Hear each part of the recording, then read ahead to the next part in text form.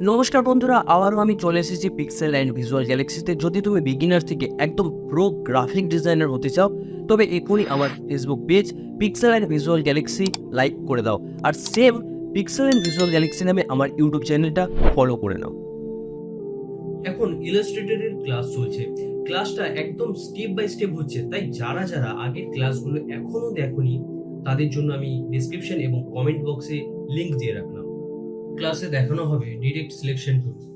আগের ক্লাসে আমি তোমাদেরকে কিছু কিছু কাজ দেখিয়েছিলাম, একদম বেসিক থেকে কিভাবে শুরু করবে, কিভাবে পেজ সেট আপ করবে, কিভাবে সিলেকশন করবে, কিভাবে অবজেক্ট সিলেক্ট করতে হয়, বেসিক কিছু শেপ কিভাবে ক্রিয়েট করতে হয়। যারা যারা আগের ভিডিওগুলো দেখোনি তারা আমার ডেসক্রিপশন বক্সে লিংক পেয়ে যাবে। আর আজ আমি দেখাবো ডিরেক্ট সিলেকশন টুল দিয়ে কিভাবে কাজ করতে হয়। আজ আমরা একটা স্টেপ আগে যাব। আগের ক্লাসে আমরা দেখেছিলাম এটা হলো সিলেকশন টুল, যার শর্টকাট ছিল ভি।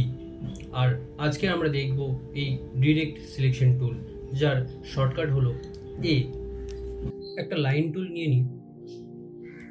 এটা হলো রেক্ট্যাঙ্গেলের এখানটাতে আমি রাইট ক্লিক করলে এখানে দেখা যাবে লাইন টুলটাতে ক্লিক করলাম। যদি লাইন টুলটা ড্র করতে হয়, ফার্স্ট লাইন টুলটাতে ক্লিক করলাম, দেন তারপরে যেখান থেকে লাইন টুলটা ড্র করব সেখানটাতে ফার্স্ট একটা ক্লিক।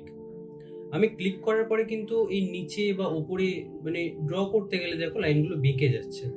তো লাইনটাকে স্ট্রেট করার জন্য কি করতে হবে, প্রথমে বলেছিলাম যে শিফট প্রেস করব। যে কোনো লাইন স্ট্রেট করার জন্য শিফট প্রেস করলে, এবারে কি হলো, আমি ফার্স্ট একটা ক্লিক করেছি, দেন তারপরে শিফট প্রেস করেছি। আমি কিন্তু লাইনটা ছাড়ছি না, আমি হাত থেকে লাইনটা ছাড়ছি না। এবার লাইনটা আমি যতদূর বড় করতে চাই বা ছোট করতে চাই, ধরো লাইনটা আমি এতটা বড় করতে চাই, এখানে যাওয়ার পরে শিফট ছেড়ে দিলাম, লাইনটা ছেড়ে দিলাম, মাউসটা রিলিজ করে দিলাম। তাহলে কি হলো, একটা লাইন, স্ট্রেট লাইন একটা ক্রিয়েট হয়ে গেল। লাইনটা উইথটা আমি বাড়িয়ে দিই, তাহলে তোমরা দেখতে সুবিধা হবে। এটা হলো লাইন।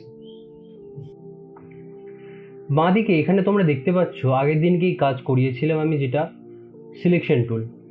আর আজকের ক্লাসে দেখাবো direct selection tool. Direct selection টুলটা তোমরা দেখতে পাচ্ছ অনেকটাই সিমিলার সিলেকশন টুলের মতনই।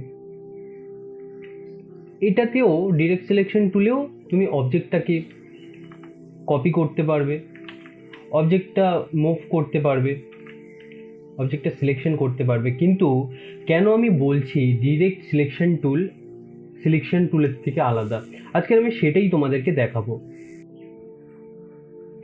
এই লাইনের ওপর থেকে আমি কালারটা যদি আমি সরাই, কালারটা সরানোর পরে দেখতে পাচ্ছ একটা নীল একটা লাইন গেছে। এই লাইনের ওপরে যখন আমি কানেক্ট করছি, মাউসের কার্সারটা আমি যখন নিয়ে আসছি, দেখো এখানে একটা লেখা দেখাচ্ছে, পাথ বলে একটা লেখা দেখাচ্ছে। এই পাথ দিয়ে আমাদের ভেক্টর গ্রাফিক্স ডিজাইন তৈরি হয়। আর এই যে দুটো পয়েন্ট দেখতে পাচ্ছ, এটাকে বলা হয় অ্যাঙ্কার পয়েন্ট। কি বলা হয় দেখো, এখানে যখন নিয়ে যাচ্ছি, এখানে কি লেখা দেখাচ্ছে, অ্যাঙ্কার পয়েন্ট।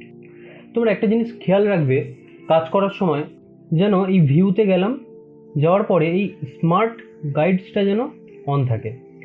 স্মার্ট গাইডসটা অন থাকলে তাহলে তুমি এই যে পাথের মাঝখানে আসছে না, এই যে পাথ লেখাটা আসছে, অ্যাঙ্কার পয়েন্ট লেখাটা আসছে, মানে আমার কার্সারটা যেখানেই থাকবে, মানে যে জায়গাটা টাচ করবে তার সামনে যেটা থাকবে সেটার নামটা অটোমেটিক শো করতে থাকবে। এতে করে তোমাদেরও কাজে সুবিধা হবে।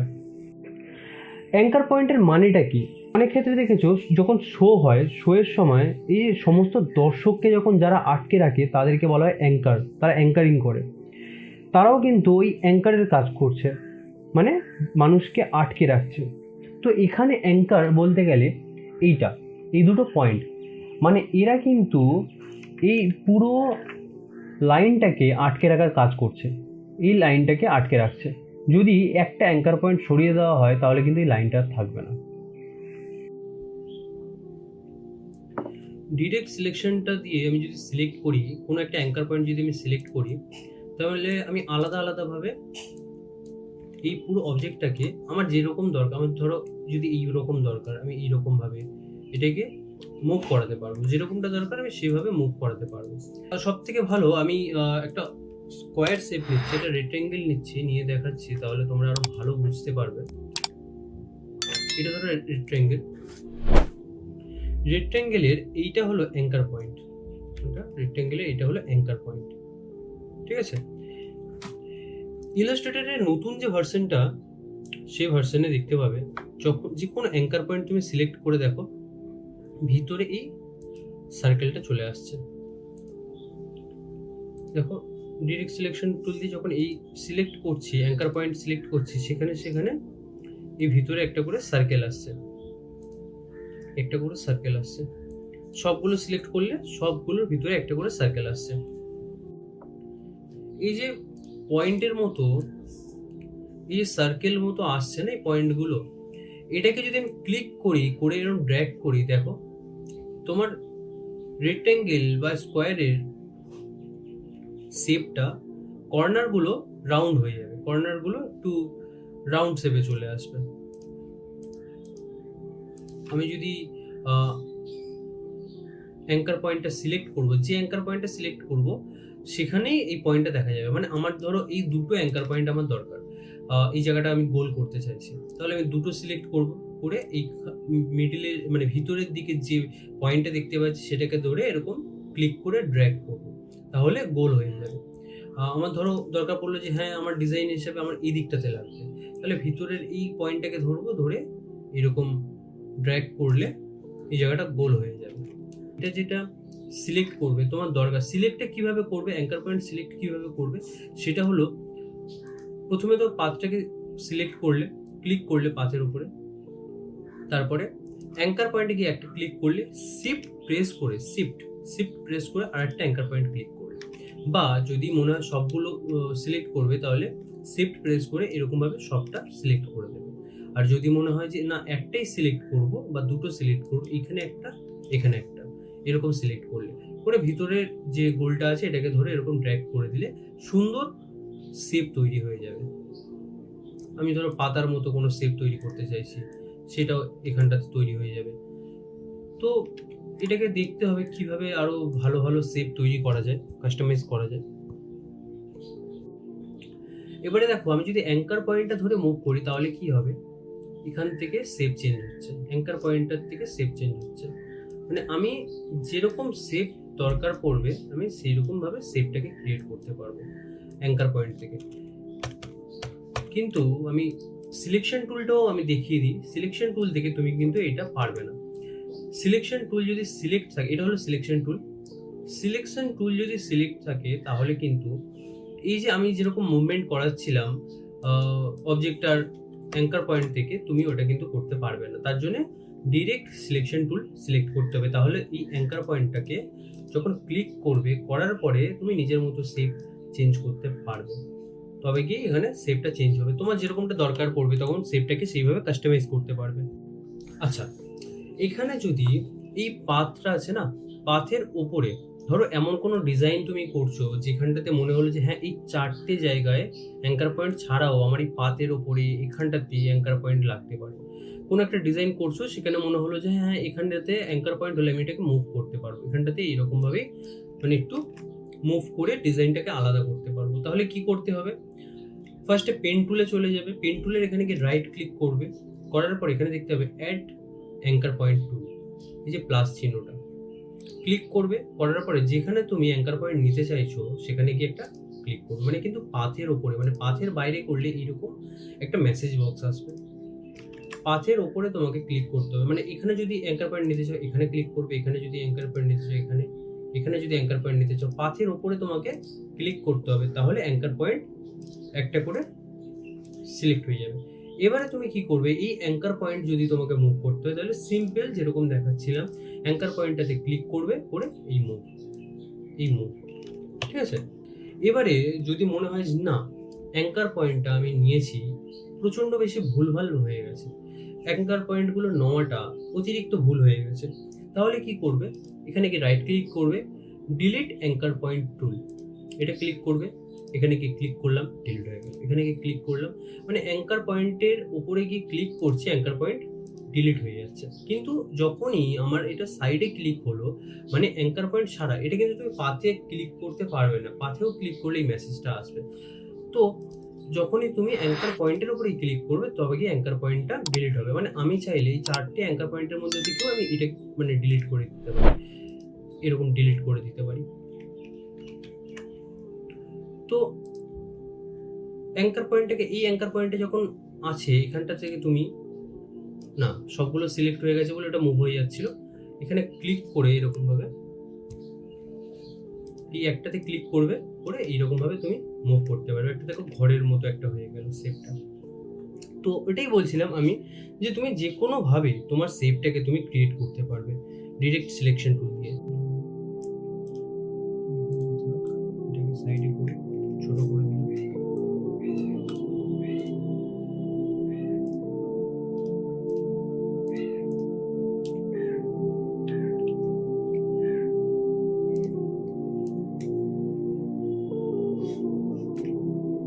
আবার একটা বক্স নিচ্ছি,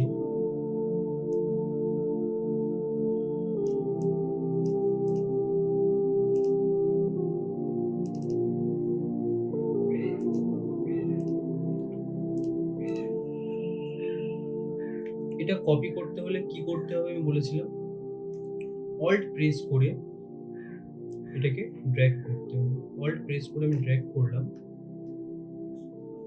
তাহলে আমার একটা কপি চলে আসবে। এবারে ডিরেক্ট সিলেকশন নিয়ে ক্লিক করলাম, অ্যাঙ্কার পয়েন্টগুলো সিলেক্ট করলাম, করে এইরকম রাখলাম।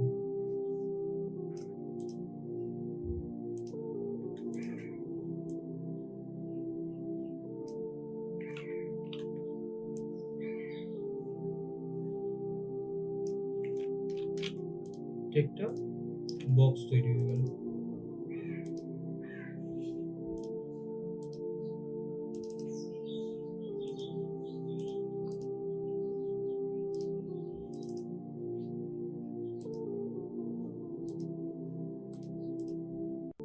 এই বক্সগুলো কিন্তু সবকটাই আলাদা আলাদা লেয়ার হয়ে গেছে। তো আমি যদি এটাকে একটু অ্যাটাচ করতে চাই, মানে আমি টোটালটাকে 3টে অবজেক্টকে মিলিয়েই একটা অবজেক্ট যদি আমি বানাতে চাই, মানে যাতে কোনো লেয়ার না থাকে, এই বক্সটার মধ্যে কোনো লেয়ার না থাকে, একটা মানে আমি যা সিলেক্ট করবো টোটালটা ওভারঅলটা জুড়েই সিলেক্ট হবে।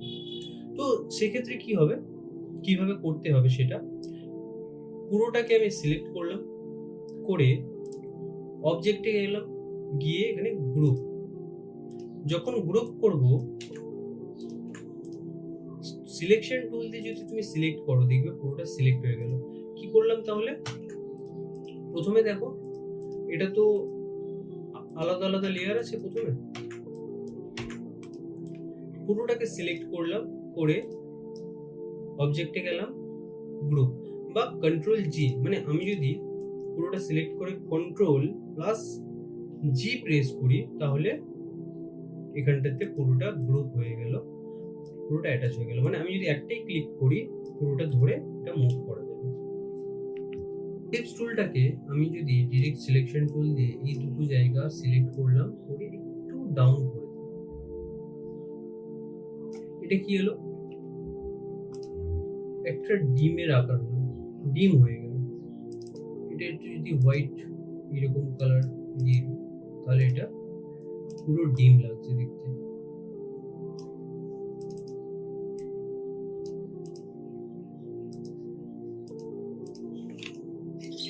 এই শেপটাও সাইডে রাখলাম, সমস্ত শেপগুলোকে একটু ছোট করে দিলাম।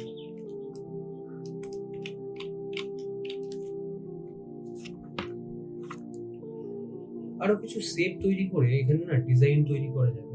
একটা কোনো ভালো ডিজাইন তৈরি করে আজকে আমি তোমাদেরকে দেখাই।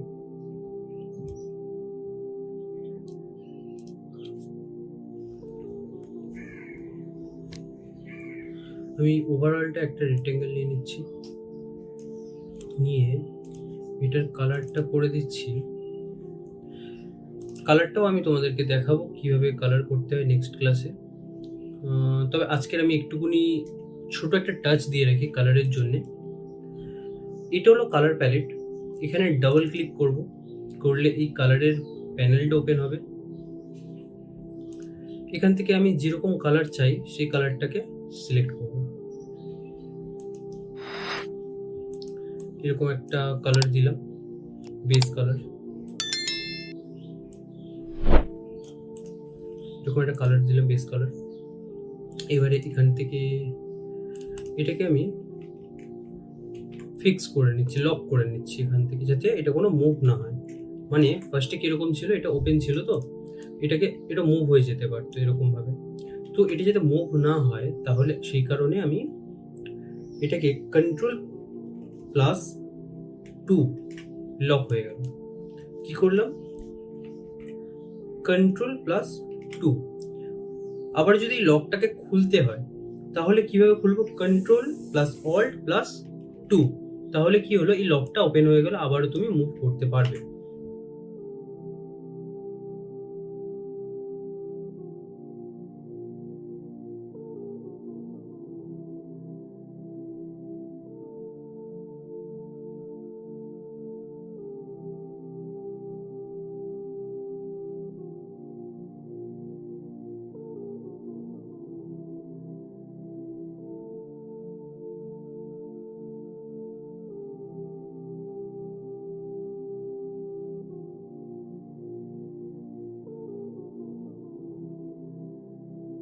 ধরো এটা একটা সার্কেল নিলাম, এই সার্কেলটা আমি অর্ধেক কি করে করবো, পুরো অর্ধেক কি করে করবো, তাহলে আমাকে ডিরেক্ট সিলেকশন টুল ক্লিক করতে হবে।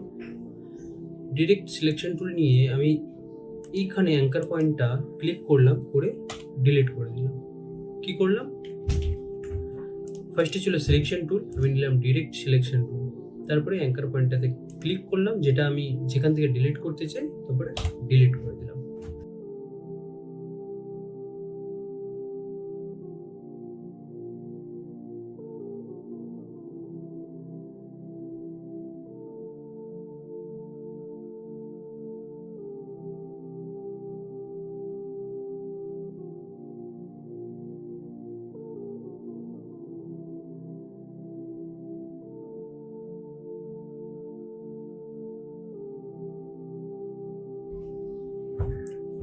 এবারে আমি এটা যদি এর উপরেই কপি করতে হয়, মানে এই যে লেয়ারটা আছে এর উপরেই যদি আমি আরেকটা লেয়ার আনতে চাই, তাহলে কি করব, Ctrl+C Ctrl+F।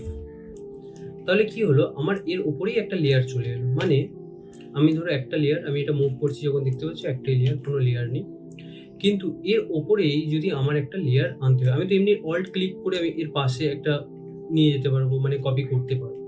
কিন্তু আমাকে যদি মানে দরকার পড়ে যে এর উপরেই আমাকে একটা লেয়ার কপি করতে হবে, তাহলে কি করতে হবে, Ctrl+C Ctrl+F। তো তার উপরেই একটা লেয়ার চলে এলো। তো আমি এই লেয়ারটাকে করে দিচ্ছি একটু পিঙ্ক টাইপের কালার। ডিরেক্ট সিলেকশন টুল নিয়ে আমি এখানে একটা অ্যাঙ্কার পয়েন্ট ক্রিয়েট করলাম, আর এই অ্যাঙ্কার পয়েন্টগুলোকে আমি ডিলিট করে দিলাম, তাহলে এরকম একটা শেপ এলো।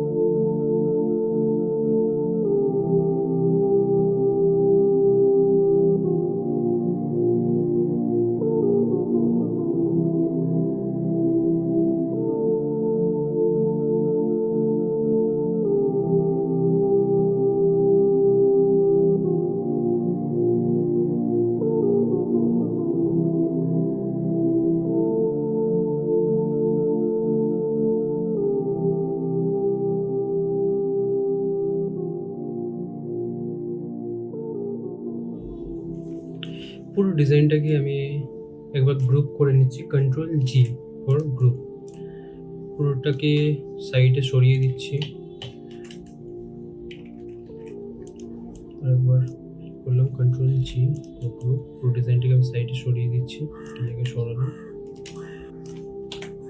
এটা একটা অবজেক্ট, এটা একটা অবজেক্ট, ঠিক আছে। আমি যদি চাই যে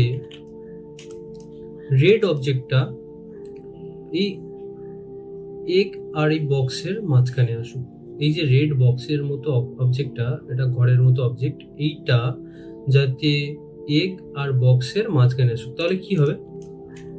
রেড বক্সটা, রেড যে ঘরটা আছে, এটা control plus third bracket close click করলাম, কোথায় এলো?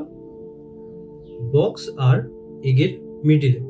এবার আমি চাইছি রেড এই যে ঘরের মতো এটা একদম ফ্রন্টে চলে আসুক, মানে আমাকে এইরকম করে না ফ্রন্টে এনে একদম ইজিলি সবার আগে চলে আসবে। তাহলে কি করব? Control shift plus third bracket close, তাহলে সবার আগে চলে এলো।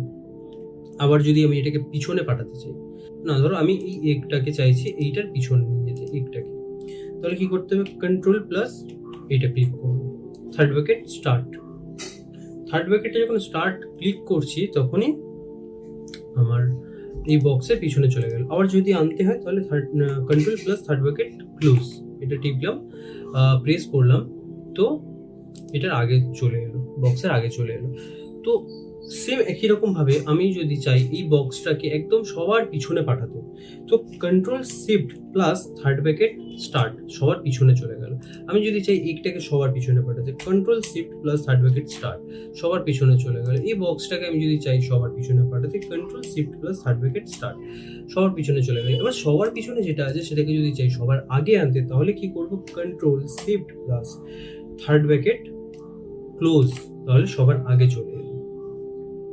তোমরা যারা ভিডিওটা দেখছো কিন্তু চ্যানেলটা ফলো করছো না, তাদেরকে জানিয়ে রাখি এখন গ্রাফিক ডিজাইনারের চাহিদা কিন্তু প্রচুর।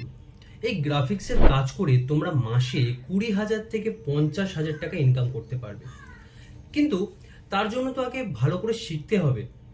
তাই আমার ভিডিওটা শেয়ার করে সবাইকে শেখার সুযোগ করে দাও এবং ফলো করে নাও পরবর্তী ভিডিওর জন্য।